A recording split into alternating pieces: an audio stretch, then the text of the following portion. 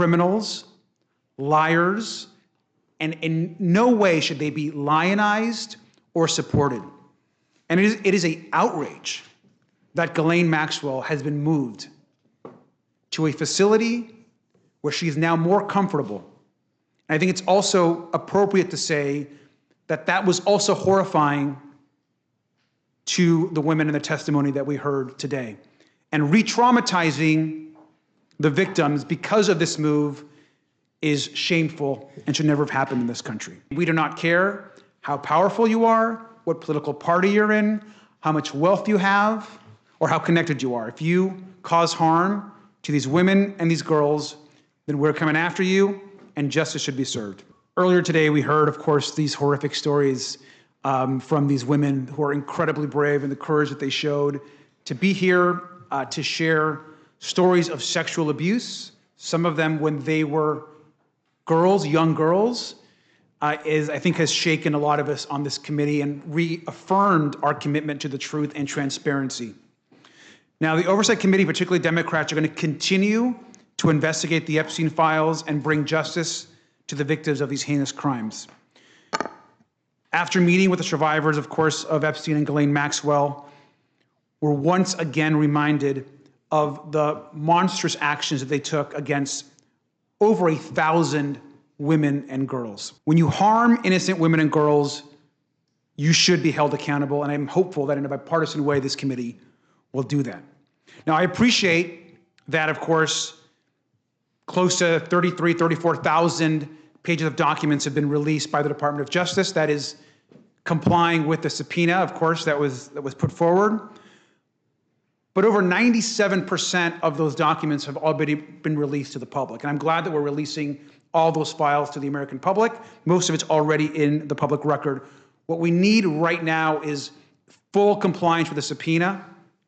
And the Attorney General, who once said that the files were on her desk, should release all the files immediately. There cannot be additional failures or additional cover-ups by this government that has already failed these victims now for decades. That cannot continue. We've got to follow the facts, we've got to get all the files out to the public, and we've got to ensure that there's justice for all of the victims and the girls. I also just want to add that Oversight Democrats have supported every single time there's been an opportunity to support transparency.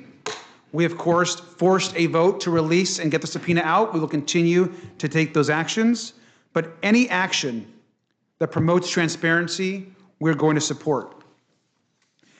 If there's going to be a resolution, of course, it's going to come in front of the Congress to support additional transparency and openness in the Epstein files. We are going to support that.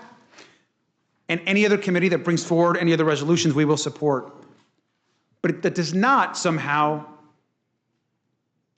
supplant the work on the discharge petition that Congressman Khanna and Congressman Massey are moving forward. We will continue to support that discharge petition, and we will support any other resolutions that come forward that also holds Epstein, Ghislaine Maxwell, and anyone else accountable.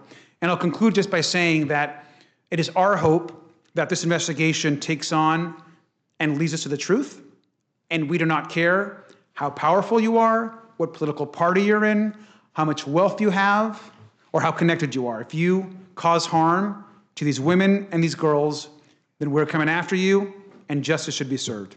And with that, I yield back. Thank you very much. Chairman Comer, would you like to respond to anything Ranking Member Garcia had to say?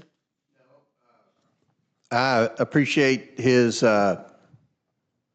statement that this has been bipartisan thus far. I think this is an opportunity for this committee to demonstrate that we can work together in a bipartisan way.